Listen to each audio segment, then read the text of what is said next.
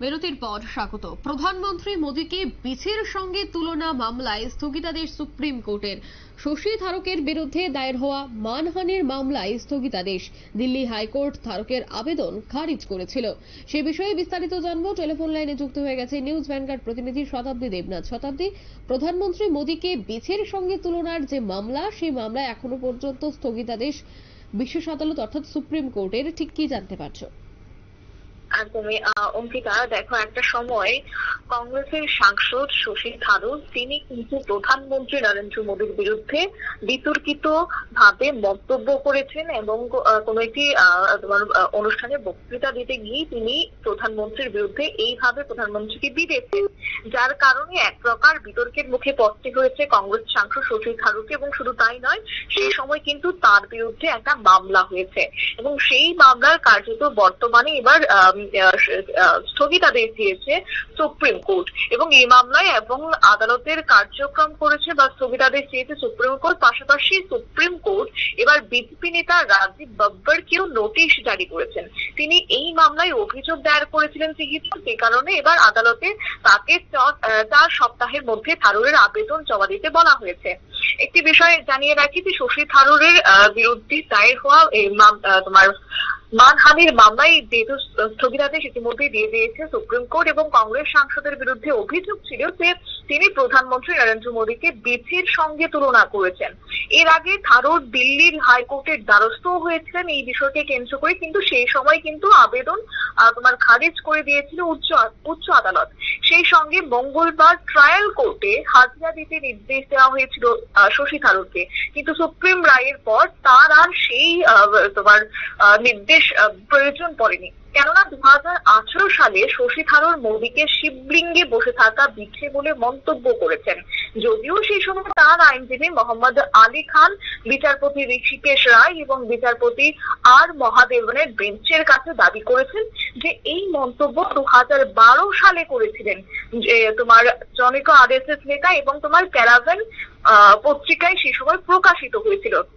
সেই মন্তব্যটি শশী থারুর উদ্ধৃত করেছেন এবং সেক্ষেত্রে উদ্ধৃত করে দাবি করেছেন তার আইনজীবীরা। এমনকি সেই সময় পত্রিকার সামনে ওই মন্তব্য করার পর একই মন্তব্য করেছেন সেই নেতা এবং এমনকি সে সময় দাবি করা হয়েছে যে তার প্রশ্ন ছিল যে যখন 2012 সালে এই কথা বলা হলো তখন তা অবমাননামূলক হলো না, তাহলে 2018 সালে শশী উদ্ধৃত করার পর তা অবমাননামূলক কেন হয়ে গেল? এই প্রশ্নটা তিনি স্বাভাবিকভাবে করেছেন এবং তিনি এও উল্লেখ করেছেন যে মানহানির মামলায় ওই ম্যাগাজিন বা সেক্ষেত্রে যে একটি সংবাদ মাধ্যম প্রকাশিত করা হয়েছে, সংবাদ মাধ্যমে এই কথাটি উল্লেখ করা হয়েছে কিংবা নেতার নামেও উল্লেখ করা হয়নি, তাহলে মামলাকারী বিজেপি নেতা রাজীব গব্বর কেনই বা সেই অভিযোগ করেছেন? এই প্রশ্ন তুলেছেন কংগ্রেস নেতা শশী থারুর। এরপরে কিন্তু সুপ্রিম কোর্টের বিচারপতি ঋষিকেশ রায় তিনি বলেছেন যে এটা একটা রূপক এবং এখানে রূপক সেই ব্যক্তি অপরাজেয়তাকে এবার প্রকাশ করা হচ্ছে এবং তার পাল্টা প্রশ্ন ছিল যে আমি বুঝতে পারছি না কেন কোন ব্যক্তিকে এত আপত্তি করা হয়েছে। তবে যাই হোক, সম্প্রতি এই বিষয়ে স্বস্তির একটা বার্তা এসেছে যে দিল্লির হাইকোর্টের দ্বারস্থ হয়েছিল থারুর এবং তবে সেক্ষেত্রে আদালত তার আবেদন খারিজ করে দিয়েছে। এরপরে সোমবার সুপ্রিম কোর্টে আবেদন করেন তিনি এবং এই ক্ষেত্রে প্রধান বিচারপতি DY চন্দ্রচূড়ের নেতৃত্বের বেঞ্চ বিকেল 4টা পর্যন্ত শুনানি করা স্বাভাবিক একটা প্রথা ভেঙে সন্ধ্যে 6টা পর্যন্ত মামলা শুনানি করেন।